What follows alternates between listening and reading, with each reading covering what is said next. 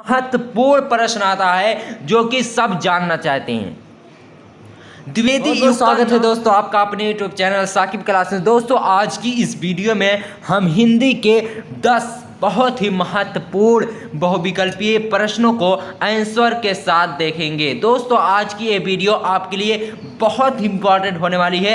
अगर आप हिंदी की तैयारी कर रहे हैं और कक्षा 12 के स्टूडेंट हैं तो आज आपके लिए ये वीडियो बहुत ही इम्पॉर्टेंट होने वाली है। तो चलिए बिना समय गवाते हुए हम आज की इस वीडियो को शानदार तरीके से शुरू करते हैं। प्रश्न यहाँ पर है, सरस्वती के संपादक है। जो यहाँ पर 4 ऑप्शन दिया है, इसी में से कोई एक लेखक जो सरस्वती के संपादक हैं उनको आपको यहाँ पर छांटना है। कौन है जो सरस्वती के संपादक है? 4 ऑप्शन आपके पास हैं। सरस्वती के संपादक हैं, नीचे दिए गए हैं जो संपादक है उनमें से कोई एक सरस्वती का संपादक है। चलिए देखते हैं कौन है। पहला है पद्म सिंह शर्मा, उसके बाद है महावीर प्रसाद द्विवेदी, फिर आता है हजारी प्रसाद द्विवेदी और आता है बाल मुकुंद गुप्ता। तो इसमें है महावीर प्रसाद द्विवेदी जो कि सरस्वती संपादक, सरस्वती पत्रिका जो थी उससे संपादक थे महावीर प्रसाद द्विवेदी। उसके बाद दूसरा बहुत ही महत्वपूर्ण प्रश्न आता है, वीर गाथा काल के कवि हैं। जो इसमें 4 कवियों के नाम दिए गए हैं उसमें से कोई एक कवि वीर गाथा काल के कवि हैं। तो कौन से कवि हैं? चलिए हम पहले इनका नाम पढ़ते हैं। का खंड में है भूषण, उसके बाद खा में है केशवदास, फिर गा में चंद बरादाई और घा में है छत्रसाल। इसमें से कोई एक वीरगाथा काल का है। भूषण ये तो नहीं है, केशवदास भी नहीं है, चंद बरादाई, हाँ ये सही राइट आंसर है। वीरगाथा काल के कवि चंद बरादाई जी है। उसके बाद तीसरा बहुत ही महत्वपूर्ण प्रश्न आता है जो कि सब जानना चाहते हैं। द्विवेदी युग का नामकरण हुआ किसके नाम पर? द्विवेदी युग का नामकरण हुआ किसके नाम पर? द्विवेदी युग का नाम द्विवेदी युग रखा गया। और भी कोई युग रख दिया जा सकता था, लेकिन द्विवेदी युग क्यों रखा गया? किस महापुरुष, किस लेखक के नाम से द्विवेदी युग का नाम द्विवेदी युग रखा गया? 4 ऑप्शन आपके पास इसमें भी है।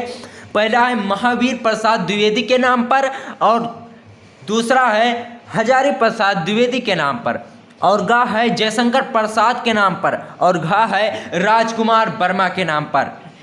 जो जयशंकर प्रसाद और राजकुमार वर्मा, इन दोनों के नाम पर तो हो ही नहीं सकता क्योंकि इन दोनों के नाम के आगे द्विवेदी है ही नहीं। महावीर प्रसाद द्विवेदी और हजारी प्रसाद द्विवेदी, इन्हीं में से कोई एक का नाम हो सकता है। द्विवेदी युग के नामकरण इन्हीं में से किसी एक के नाम से हो सकता है।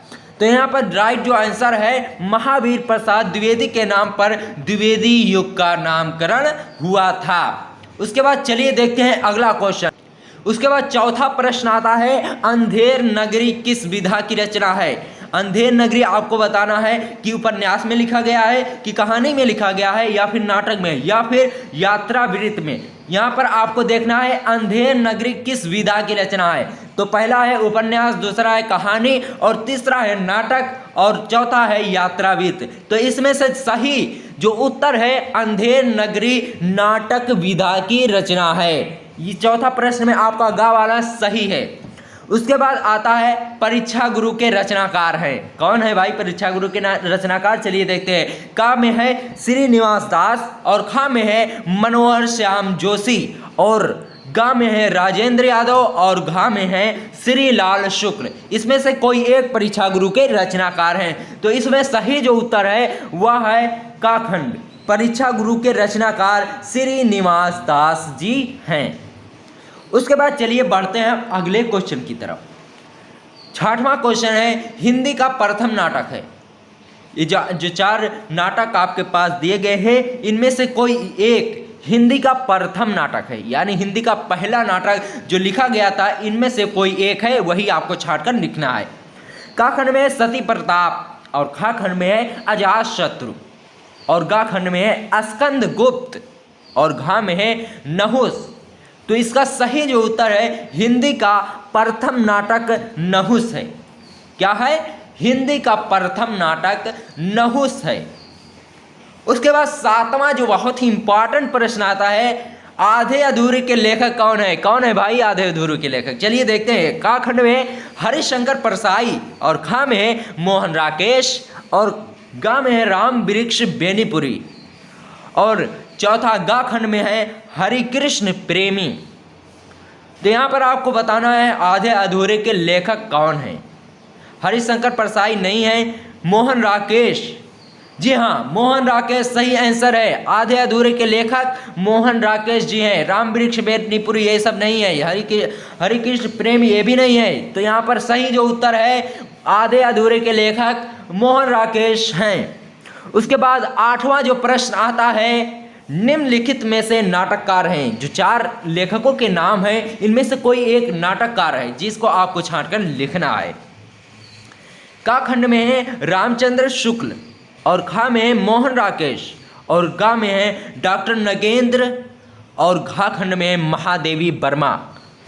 तो इसमें से जो सही आंसर है निम्नलिखित में से नाटककार है। रामचंद्र शुक्ल ये भी नाटककार नहीं है और डॉक्टर नगेंद्र ये भी नाटककार नहीं है और महादेवी वर्मा भी नाटककार नहीं है। तो इनमें सही जो आंसर हुआ वह हुआ है निम्नलिखित में से नाटककार मोहन राकेश जी हैं।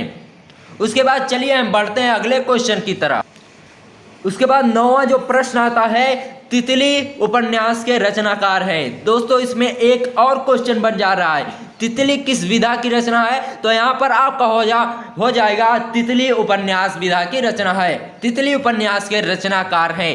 ये चारों ऑप्शन में से कोई एक तितली का रचनाकार है, उससे आपको छांट कर लिखना है। का खंड में अज्ञेय और खा खंड में श्याम सुंदर दास और गा में है जयशंकर प्रसाद और घा में है प्रेमचंद। तो इसमें सही जो आंसर है सबको पता होगा, तितली उपन्यास के रचनाकार जयशंकर प्रसाद जी हैं। उसके बाद 10वां जो लास्ट बहुत ही इंपॉर्टेंट क्वेश्चन आता है। अगर 10वां क्वेश्चन जिसको नहीं आया समझ लो वो हिंदी में फेल हो जाएगा। देखिए राष्ट्र का स्वरूप निबंध के लेखक हैं। दोस्तों राष्ट्र का स्वरूप सबसे पहला लेसन पढ़ता है हिंदी कक्षा 12 में, सबसे पहला पाठ पढ़ता है हिंदी कक्षा 12 में। तो यहाँ पर चार ऑप्शन आपके पास हैं, वासुदेव शरण अग्रवाल, महादेवी वर्मा, जयशंकर प्रसाद, हजारी प्रसाद द्विवेदी। इसका सही जो उत्तर है का खंड है वासुदेव शरण अग्रवाल।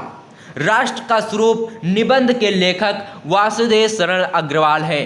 राष्ट्र का स्वरूप जो निबंध है इसमें एक क्वेश्चन आपका और बन जा रहा है, आपसे पूछा जाएगा राष्ट्र का स्वरूप किस विधा की रचना है। वहाँ पर आपको लिखा रहेगा कहानी, उपन्यास और निबंध और जो होते हैं यात्रावृत्त। तो यहाँ पर आपको राष्ट्र का स्वरूप किस विधा की रचना अगर आपसे पूछा जाए तो यहाँ पर आप लिख सकते हैं राष्ट्र का स्वरूप निबंध विधा की रचना है।